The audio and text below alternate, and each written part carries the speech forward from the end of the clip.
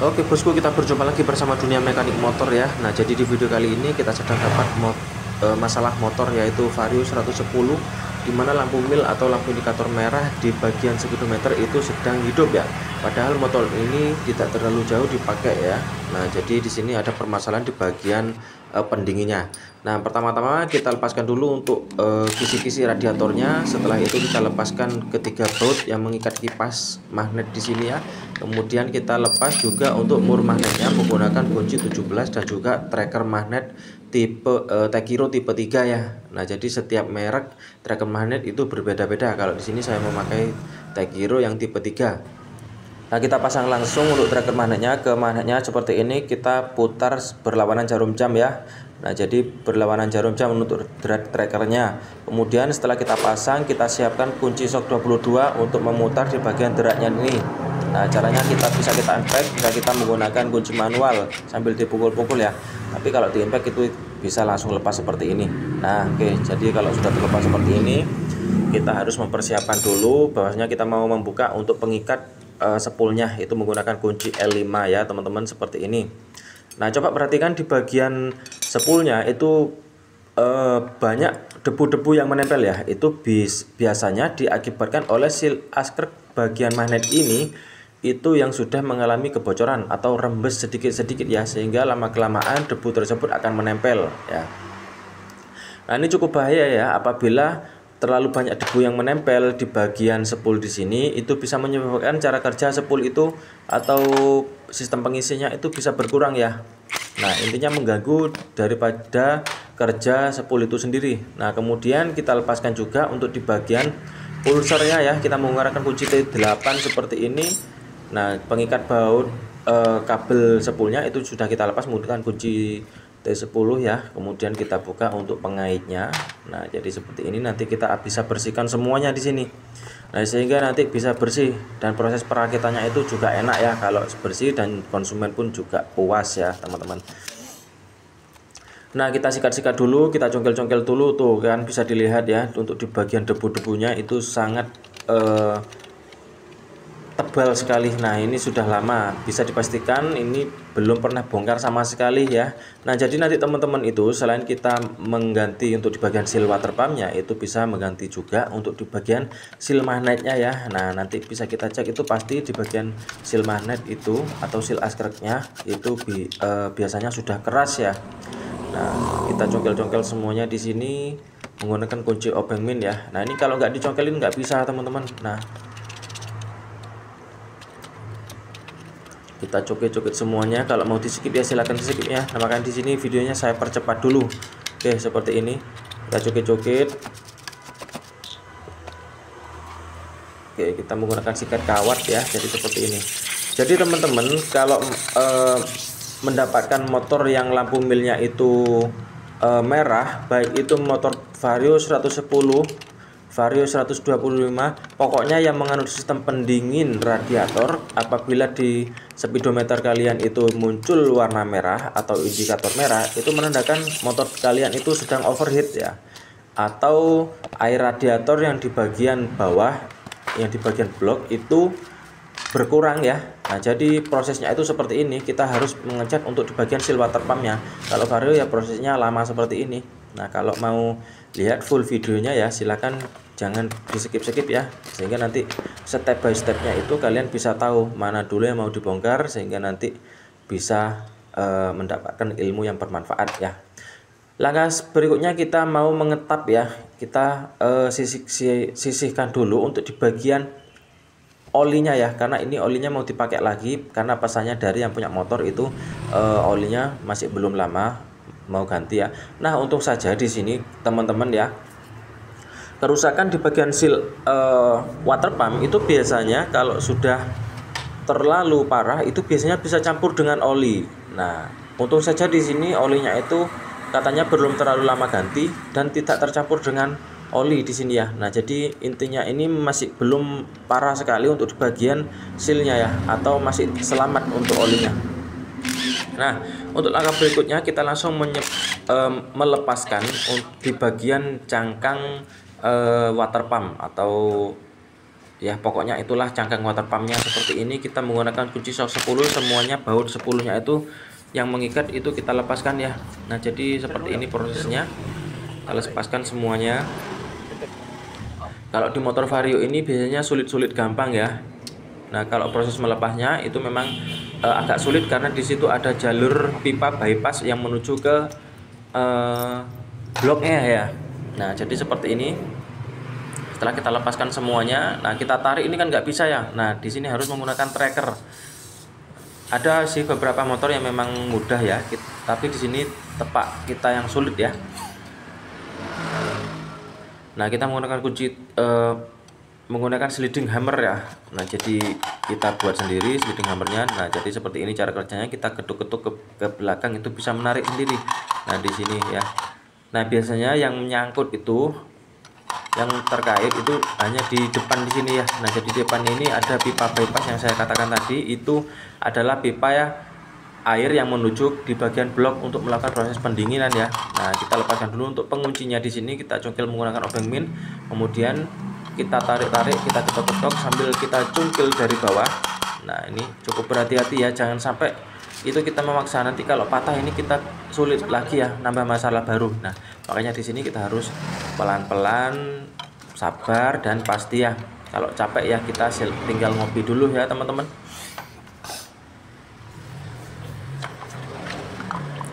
Oke lanjut, kita cungkil-cungkil juga ya, kita cungkil-cungkil di bagian depan sampai perasaan ya.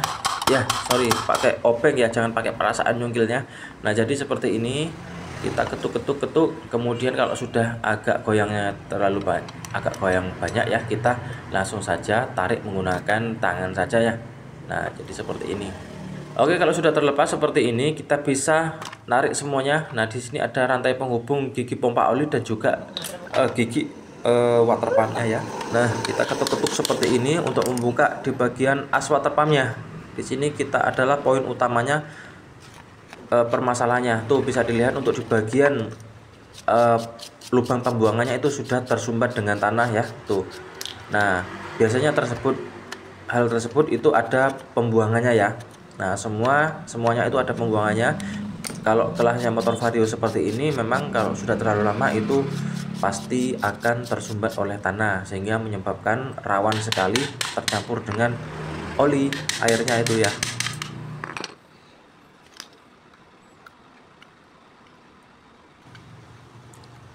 Nah kita cungkil-cungkil semuanya seperti ini ya, kita cungkil-cungkil menggunakan obeng min. Nah jadi kita cungkil-cungkil semuanya ya, kanan kiri di situ karena bushingnya macet ya. Nah untuk langkah berikutnya kita mau melepaskan untuk di bagian as water pumpnya. Kita tahan pakai tang, itu kan ada pennya ya. Nah situ tangnya nanti bisa mengunci ya. Kemudian kita langsung saja impact. Nah bisa terlepas seperti ini ya.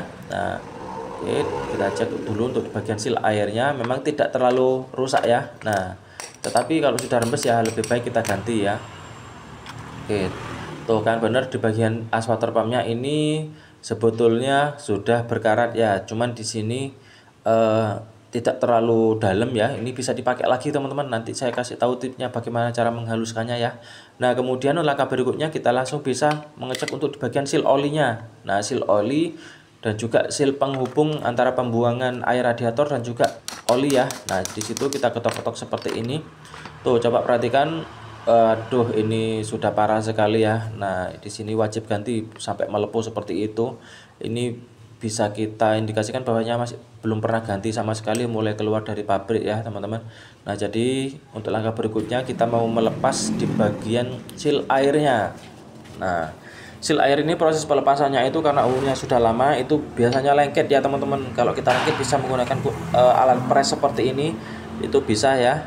Kemudian dipukul-pukul asalkan tatakan di bagian bawahnya itu benar. Nah itu tidak terjadi nanti kerusakan di bagian rumah water pumpnya. Oke kalau pakai tracker seperti ini kan kita bisa enak ya. Nah jadi sudah terlepas seperti ini, kita ganti baru semuanya, seal air dan juga seal olinya. Tapi sebelumnya kita bersihkan dulu untuk bagian spoolnya ya, karena melihat di bagian spoolnya itu banyak sekali debu yang menempel seperti ini. Oke kita bersihkan semuanya, kita gosok-gosok menggunakan bensin ya. Nah langkah berikutnya kita mau menghaluskan di bagian as water pumpnya. Tuh coba perhatikan, itu ada beberapa karat ya, cuman dia tidak bersentuhan dengan yang namanya tempatnya seal atau pembatasnya seal ya. Nah jadi kita bisa menghaluskannya seperti ini ya, kita putar pakai bor, kemudian kita menggunakan amplas seperti ini ya, karena amplas yang halus ini tidak mampu untuk membersihkannya terlalu lama ya, kita bisa menggunakan amplas yang agak kasar sedikit sekali ya. Nah jadi seperti ini prosesnya, itu kita tinggal tunggu ya, sama-sama kita tunggu. Kita cek juga untuk di bagian laharnya itu, kalau memang agak kocak ya, itu bisa diganti ya teman-teman ya. Oke, kita menggunakan kita menggunakan amplas ya, tuh kan bisa halus, lebih halus ya. Nah ini apakah aman teman-teman? Ini masih aman ya, saya sudah sering kali melakukan hal seperti ini. As water pump itu dipakai lagi ya, daripada kita beli yang baru tapi yang KW ya, merek-merek nggak jelas seperti itu. Biasanya tingkat karatnya itu lebih cepat ya daripada menggunakan yang aslinya seperti ini. Oke, langkah berikutnya kita pasang seperti ini ya. Untuk di bagian seal airnya itu kita menggunakan mukulnya ya, kita dorongnya kita menggunakan tracker magnet ya. Nah jadi seperti ini, tracker magnet tadi yang kita gunakan itu bisa mendorong atau bisa memasang di bagian seal airnya ya. Nah jadi nggak perlu dipres ya, karena proses pemasangannya itu mudah, nggak terlalu sulit juga ya, nggak terlalu padat ya. Nah kita pukul-pukul saja sedikit-sedikit, itu pasti nanti akan bisa masuk ya. Kalau proses pelepasannya disitu kan ada karat, sehingga nanti juga prosesnya itu lebih sulit ya, sudah terlalu lengket. Nah kemudian seal airnya kita pasang. Di sini kita pakai yang original ya teman-teman, karena kalau pakai yang original itu bisa umurnya bisa awet seperti yang barunya ya tadi ya. Seperti yang lama umurnya bisa bertahan lama ya teman-teman. Kita pasang dulu untuk di bagian as water pumpnya. Di situ kita bisa merasakan apakah cengkraman daripada seal itu masih aman atau tidak ya. Kemudian langkah berikutnya kita pukul-pukul seperti ini. Jadi pas waktu pemasangan as water pump ini kita harus mukul di bagian pinggir laharnya ya, jangan di bagian asnya yang kita pukul. Memang enak ya kalau kita pukul bagian as, tetapi nanti bisa juga mempengaruhi daripada kerja laharnya tersebut ya. Nah jadi kalau kita pukul yang bagian pinggir ini adalah cara yang benar ya. Nah kemudian kita langsung saja olesin di bagian laharnya itu menggunakan oli ya. Nah jadi seperti ini. Nah sehingga nanti prosesnya itu bisa lancar ya. Nah karena di sini lama sekali nanti proses pelumasannya di bagian lahar ini ya. Kemudian langkah berikutnya kita pasang untuk bagian seal airnya yang didudukan kipasnya ini ya. Nah kemudian kita kasih olesi oli sedikit-sedikit dulu ya, sehingga nanti proses pemasangannya itu lebih mudah, sehingga tidak mengslek ya untuk di bagian sealnya ya, untuk di bagian karetnya itu tidak mengslek ya. Nah kemudian setelah terpasang kita pasang lagi dan kencangkan ya, sama seperti proses membukanya. Untuk proses pengencangannya kita tahan menggunakan tang. Nah seperti ini, kita impact juga drag ya, sedikit sekali, pasti nanti akan kencang sendiri ya. Kemudian di bagian seal magnetnya ini kita bisa ganti juga, kita usahakan pakai yang asli ya teman-teman. Nah oke, kita ketok-ketok seperti ini sampai rata pokoknya. Kemudian kita langsung saja proses menuju ke proses pemasangannya ya. Nah ini proses pemasangannya biasanya yang terjadi memang agak sulit ya teman-teman, tapi biasanya kalau kita itu sedang beruntung, prosesnya itu bisa mudah ya. Nah jadi tipsnya itu teman-teman, itu kan ada coakan di bagian gigi depan itu harus menghadap lurus ke depan ya. Nah terus kemudian di bagian pen as water pumpnya itu kita bisa luruskan, pokoknya dikira-kira ya teman-teman, sehingga nanti nah seperti ini, sehingga nanti prosesnya itu bisa untuk lebih mudah ya kalau kita beruntung sih. Karena kalau nggak beruntung kita harus bisa mengulang-ulang ya, sampai kena wis pokoknya ya. Oke, kita pasang secara perlahan-lahan seperti ini ya. Nah kita pasang sampai, terutama untuk di bagian bypass tadi ya, pipa bypass tadi itu memang agak sulit untuk mengepaskannya. Kita harus mendorong agak keras, kemudian di bagian kipasnya itu kita harus juga mendorong sehingga sampai pas seperti ini. Nah kita ketok-ketok ya, jangan ragu pokoknya teman-teman. Nah jadi kalau feeling seorang mekanik itu pasti tahu ya, mana yang aman kita ketok dan juga mana yang tidak aman kita ketok ya. Nah tentunya hal tersebut mempengaruhi daripada jam terbang kita ya, tentang pergetokan seperti ini ya. Kemudian kalau sudah masuk seperti ini, kita kencangkan semuanya untuk pengikat bautnya menggunakan baut 10 ya. Nah, jadi ada beberapa di situ ya. Nah, kemudian langkah berikutnya yaitu kita pemasangan penutup ya, atau cangkangnya radiator yang kecil ini. Nah, jangan lupa bushingnya kita pasang semuanya ya. Nanti kalau nggak dipasang bisa-bisa mengselek gitu ya. Nah, kita getok-getok lagi seperti ini. Tenang saja teman-teman ya, kita menggotoknya itu menggunakan palu dan menggunakan perasaan ya. Kita nggak asal getok ya. Jadi mana getok yang aman dan juga mana getok yang tidak aman ya. Kita kencangkan semuanya. Untuk bautnya menggunakan kunci shock 10 ya. Ini sama keliling menggunakan baut 10. Nah, jadi seperti ini prosesnya. Nah, langkah berikutnya di sini kan ada pipa T ya, ada pipa T. Itu biasanya umurnya itu sudah lama. Itu kita harus menggantinya teman-teman, karena di sini proses pelepasannya itu yang kemarin pas waktu ngelepas itu sangat keropos sekali ya. Nah, di sini kita bisa ganti saja ya. Nah, jadi kalau nggak diganti ya nggak bisa ya, itu biasanya keropos. Kalau kita lepas biasanya hancur ya. Nah, kita pasang semuanya, klemnya juga kita tepatkan di bekasnya itu ya. Klemnya juga kita paskan semuanya, atas, bawah, kanan, kiri, itu bisa kita cek ya teman-teman. Oke, jangan sampai ada klem yang tidak mengunci ya, karena ini berkaitan dengan yang namanya tekanan ya. Air radiator itu kalau sudah posisinya panas itu pasti menimbulkan tekanan, makanya sil-sil yang sudah lama itu biasanya dapat rembes. Nah, jadi itu penyebab utamanya apabila terjadi kebocoran di bagian seal water pump atau sil-sil yang lainnya. Klem-klem itu juga berpengaruh. Kemudian langkah berikutnya kita bisa memasang untuk di bagian spoolnya juga ya. Kita kencangkan menggunakan kunci L5 seperti ini. Manual boleh, menggunakan impact boleh ya. Tapi di sini saya biasanya menggunakan manual ya, karena shock impactnya kita tidak punya ya. Pokoknya intinya kita kencangkan semuanya di bagian spoolnya seperti ini ya. Kemudian untuk di bagian termostat, nah di sini kita menggunakan lem silen ya, tribon silen. Itu kalau kita nggak mau dilem ya, kita belikan juga o-ringnya ya. Kita cari di sana kemari nggak ada, solusinya kita lem saja seperti ini.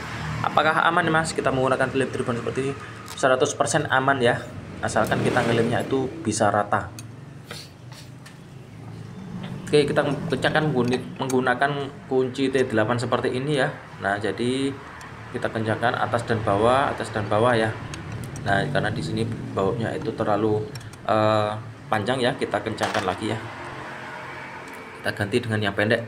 Kemudian langkah berikutnya kita pasang dudukan untuk di bagian kisi-kisi radiatornya ya. Nah, jadi sebelum kita pasang di bagian area luar itu pastikan di bagian dalam itu sudah terpasang semuanya ya. Nah, kalau bisa kita cek itu di bagian pulser itu masih belum kita baut ya. Nah, nanti kita baut setelah kita pasang kisi-kisi radiatornya saja ya. Setelah kita pasang untuk dudukan kisi-kisinya ini ya. Ini menggunakan kunci 10 ya, sama. Untuk di bagian bawah itu bautnya lebih pendek, yang di bagian atas itu bautnya lebih panjang ya. Nah, jadi kita bisa mengingat-ingat seperti itu. Nah, oke, kita menggunakan impact seperti ini supaya kerjanya itu kita cepat. Nah, itu di bagian pulser itu kita cek ya. Itu karena kita lupa tadi ya, kita menggunakan kunci T8 ya. Nah, kita menggunakan kunci T8, jangan sampai ada yang tertinggal ya.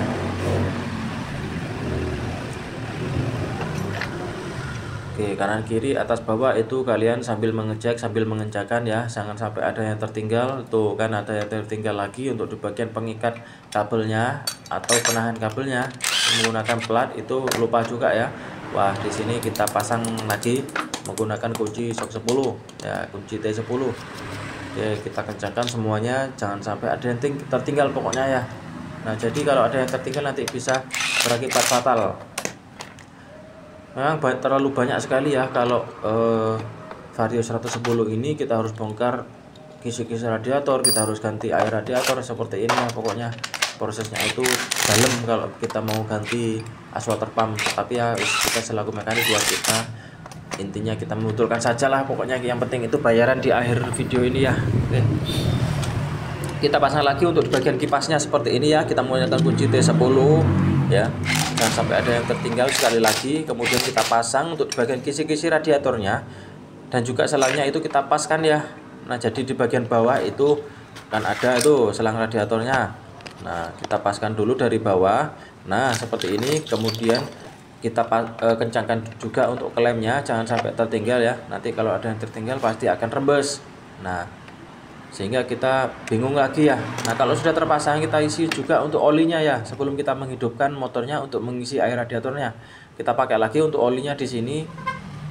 Nah, tenang saja ya teman-teman, ini olinya bukan pakai Federal bebek ya. Ini olinya itu hanya wadahnya saja ya. Kan kita bisa lihat ya takaran olinya itu pakai apa ya, seberapa tingginya olinya. Kemudian langkah berikutnya, kita langsung isi radiatornya. Nah, ini sampai meluap ya, karena kita tidak konsentrasi. Sudah capek ini, aduh bebernya sudah boyokan ya. Nah, kemudian sambil kita gas-gas seperti ini, kita cek. Nah, itu penurunan radiator itu biasanya itu kan ada gelembung yang terjebak. Nah, ini sambil kita gas-gas, nanti radiatornya itu akan turun pelan-pelan seperti ini, akan perlahan. Pokoknya selama air radiator ini turun, itu kita langsung isi, kita langsung tambahi ya. Nah, sampai tidak ada gelembung-gelembung yang seperti ini. Nah, itu kan gelembung yang terjebak di dalam itu menggantikan dengan air, sehingga nanti airnya itu bisa turun-turun seperti ini. Oke teman-teman, nah tuh ya, kita isi lagi. Nah tuh, pokoknya sampai nggak turun lagi ya.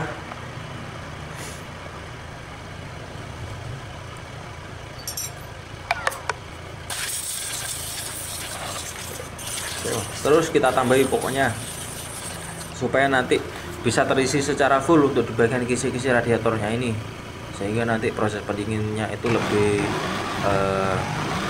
bagus ya. Tuh, sambil kita gas-gas pasti dia akan turun ya. Nah, kalau sudah posisinya itu sudah full, itu biasanya kalau kita lepas gas itu air itu akan naik lagi ya. Tuh, kita sedikit kita tambahi lagi ya teman-teman. Terus kita tambahin pokoknya. Tenang saja teman-teman. Di sini sambil kita lihat, tengok kanan kiri di bagian bawah apakah ada air yang menetes ya. Kalau ada air yang menetes itu kita harus cek. Kita harus lihat dari mana letak rembesnya ya. Tapi alhamdulillah di sini tidak ada kebocoran dari bawah ya. Itu kita bersih semuanya, murni atau sempurna ya kita kerjaan tadi. Tuh, kita bisa cek seperti ini. Kalau sudah nggak bisa turun lagi, kita langsung tutup ya. Kita isi bagian tangki cadangannya seperti ini, itu kan sampai hampir ya. Kemudian kita tutup lagi. Nah, oke teman-teman, selesai ya. Terima kasih.